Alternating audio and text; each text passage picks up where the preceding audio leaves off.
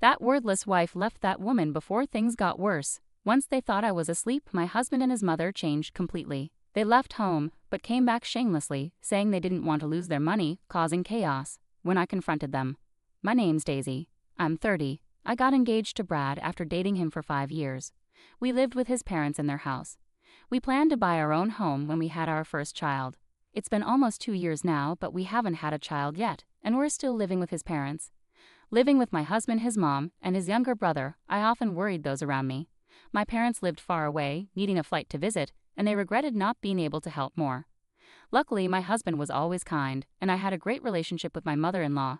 We were so close that typical issues between in-laws didn't affect us, making me really happy.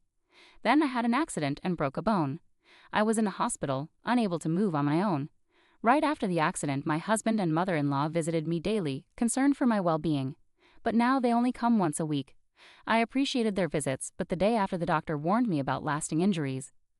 She can't do any chores now, but she's going to cost us more than ever. What a useless wife. She still has health issues. Having kids seems even less likely now, right? Yeah, maybe. Now that it's like this, I'm glad we don't have kids. If she stays in bed forever, I'll have to do all the chores and care for her. That's not what I signed up for when we got married. Wasn't it her job to take care of the house and everything? If she hadn't gotten hurt, she could have kept working as our maid. What a letdown. Before this gets too complicated, we should get rid of her. I'll file for divorce soon. Thinking I was asleep, they had this conversation in my hospital room. To them, I was nothing more than a maid and caregiver. After that, my husband and mother-in-law treated me with obvious coldness. Your husband hardly visits, does he? He's probably looking for someone else. If only you had a child, maybe he'd stick around. My husband wasn't even coming once a week anymore. My mother-in-law seemed to pass the time by making hurtful remarks. But my brother-in-law was different. He did the laundry, checked on me, and was very supportive. He visited almost every day and took me outside in my wheelchair when I felt trapped by my long hospital stay. Physical therapy was exhausting, and there were times I wanted to give up, but my brother-in-law's support kept me going. I'm not getting worse, and my physical therapy is going well, but it's still uncertain if I'll have any lasting issues.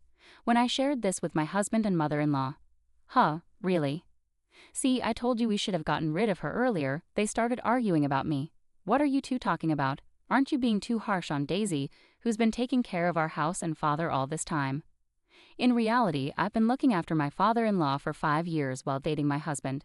When we first started dating, they suggested, since you're going to get married anyway, why not live together? Yeah, that sounds good. We can save money by living together and get married once we're settled. When I hesitated, they reassured me, it's fine.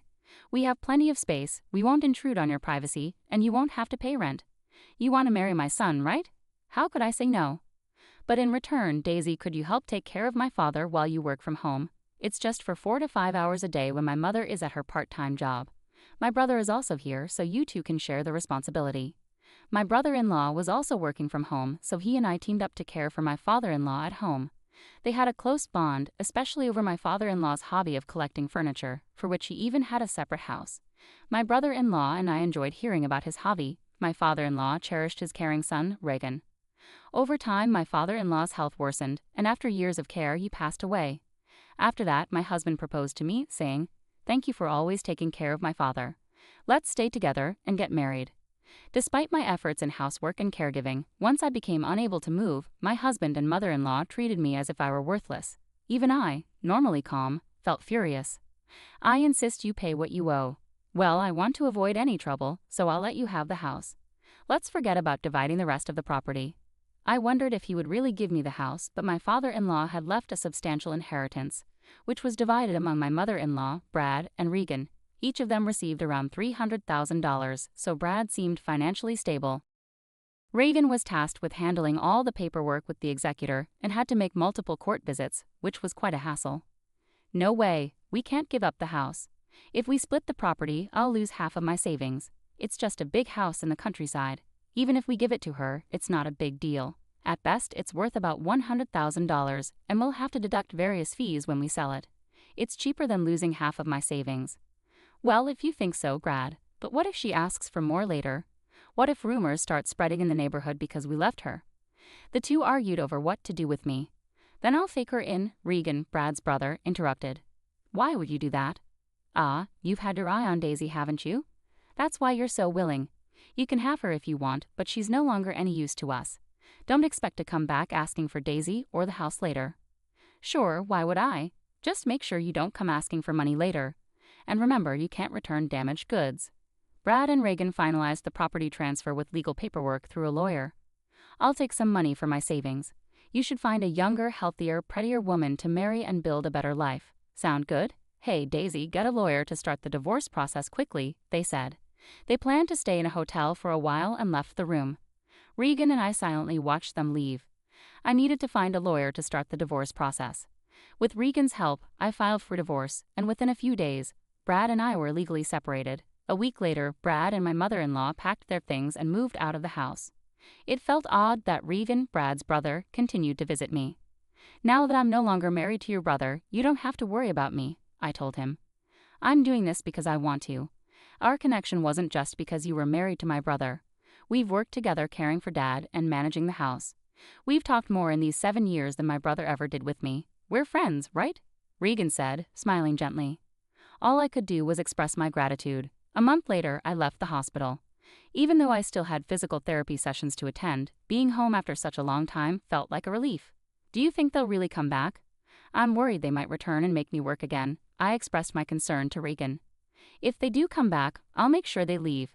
I can't forgive how they treated you so badly. Besides, they have no right to return to this house," Regan reassured me firmly. Since I still couldn't move well, Regan took care of most of the household chores. Luckily, I could continue working from home as a freelancer, which helped financially. With regular physical therapy sessions twice a week, I recovered smoothly without any issues. A year later, I regained my independence and Regan and I shared the household duties. We spent more time together, even taking trips on our days off. Just as I thought our peaceful days would continue, a sudden storm approached. One night, while Regan and I were having dinner, someone knocked on the door and kept buzzing the intercom. Anxiously, I answered, and it turned out to be Brad. "Hey, let me in," he demanded. Worried about disturbing the neighbors, I reluctantly opened the door, and Brad walked in without hesitation. "What do you want?" I asked, feeling uneasy. "Huh? Why do I have to deal with this attitude just for coming home? This is still my home. Tell me what's going on and make me something to eat," Brad replied. "What are you talking about? You're not living here anymore," I responded firmly. "Oh, I'm hungry. Daisy, make me some food," he ordered. My ex-husband demanded that I make him food. "Hey, stop. Why are you here?" I questioned, trying to keep my composure. "Well, I've almost run out of money. My mom will be here soon, so leave the door unlocked," he replied casually. I stayed silent, and he continued, "Oh, you're all healed now. That's great. Let's get back together. You must have struggled without me." My ex-husband, still under the mistaken belief that I cared for him, approached me with an unwelcome familiarity. His audacity made me feel sick. "Enough. I divorced you. I don't care about you anymore. Don't act like you're in charge. You've been living off my money this whole time, only capable of doing housework," I retorted firmly.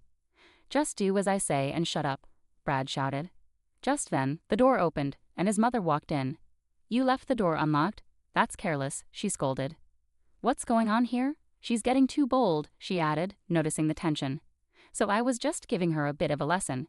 "She's gotten tough in the year we've been away." Brad and his mother began to settle in again, acting as if they belonged there. "This is enough. This isn't your home. I'm calling the police," I asserted firmly. "Oh yeah, about that. This house was originally in your father's name, right? So technically, with my mom and the inheritance, our previous agreement is null and void," Brad claimed loudly, making an unreasonable argument. "You promised to give me the house. If you're backing out of that, then everything about the property division should be canceled too. Give me half of the savings." "Sure, but I don't have it anymore. Didn't I tell you before?" I've spent it all. I quit my job, blew it on drinks, risky investments, you name it. Brad's words shocked me. It was unbelievable that he could have spent such a large sum of money in just 1 year. "I also owe about $20,000 in consumer finance debts. Can you pay it off for me?" Brad asked, and at first, I thought he was joking, but his mother confirmed it was true. "I can't lend you that much money," I replied firmly. "I'm not asking for a loan. I'm telling you to pay it," Brad insisted. "I'm not giving you any money. I'm calling the police," Regan declared as he dialed emergency services. "You've gotten bolder in the past year. You're just trying to show off because Daisy is here." Brad started causing chaos in the house, even damaging the precious furniture that held sentimental value from my father-in-law. His mother joined in, laughing as she destroyed the furniture. That's my father-in-law's and aunt's memories, I pleaded, but Brad and his mother continued their rampage, ignoring my protests. About 10 minutes later, the police arrived, and I explained the situation to them. This is quite a situation. Let's hear your side of the story, the police officer said calmly. Huh? What's wrong with me breaking things in my own house? Brad retorted defensively. That's right, we're just getting rid of things we don't need. What's the issue? His mother chimed in. Seeing the police unsure how to respond, Regan intervened. This house has never belonged to these two. It's in Daisy's name, Regan clarified. What nonsense are you talking about? Brad exclaimed in disbelief. In fact, our father-in-law left a will through a lawyer before he passed away. You probably weren't aware. You took what you were told and left the rest to me. So this house has always been Daisy's, Regan explained calmly. When I confirmed this, Brad and his mother were stunned. So this isn't your property then? Oh, wait, but I'm her ex-husband. We're like family, right? Daisy will forgive me, Brad pleaded. Don't be ridiculous. Once you're an ex, you're a stranger. I didn't even know you were seeing another woman before our divorce was finalized, treating me like a maid, I responded firmly. No, that's not what happened. I was just following what my mom said. She made me do all this, Brad protested. What are you talking about? Your failed business, your failed relationships with young women, your gambling debts. Are these all because of me?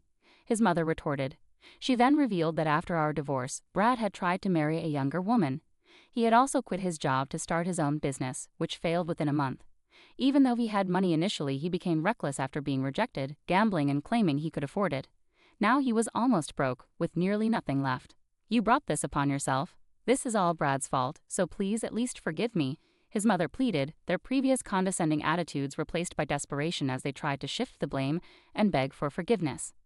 The police, having heard enough, began to take control of the situation. Regan and I stood our ground, making it clear that neither Brad nor his mother had any right to the house or my forgiveness. This is really unbelievable. No, I won't forgive either of you. And this isn't something from the past, is it? You were treating me like a servant just a moment ago, right? Not leaving when I asked you to is illegal. Also, the furniture collected by my late father-in-law belongs to me now, so you need to pay me for that. But all right, we'll pay you back. Just please don't call the police. You wouldn't want me to go to jail, would you? I actually don't care at all. By the way, we're married. It turns out I married my brother-in-law, Reen. Well, he was my brother-in-law before, and now he's my husband. It hasn't even been a year, and you've moved on to another man, my own brother, at that. What are you talking about? You moved on before you were even divorced, didn't you? You wouldn't give Daisy back to me no matter how many times I asked? Brad was left speechless. I don't care anymore. I'll pay for any damages. How much for my idiot husband's stuff? Well, if we calculate roughly, about $100,000. Huh? The furniture my father-in-law collected was all high-end pieces made by famous designers. Brad and his mother, who had no interest in these items, seemed to believe they were just junk. You're going to pay for what you've broken, right? We're not sure if we can get the same items, but make sure to pay properly. Brad and his mother, unable to afford such compensation, were distraught. For now, the police took both of them away for trespassing and vandalism. Of course, I didn't forgive them and went ahead with the lawsuit. Later, when Brad and his mother asked Reen for help, he bluntly rejected them, saying, I'm ashamed to even be related by blood. Brad and his mother were likely getting what they deserved. There's one more thing I kept secret. My father-in-law had told me to sell the house and use the money as I wished. Reen had told me the house was worth $100,000, but the documents actually showed it was worth around $500,000. It's in a good location, so it might sell for even more. But for now, Reen and I decided to take it easy in the house my father-in-law left us with no plans to sell it. Eventually, we planned to sell the land and build a new house. I had some worries about having children, so after marrying Reen, I went to the gynecologist for a checkup. There were no issues with either Reen or me. Now, with the troublemakers gone, Reen and I are living happily together.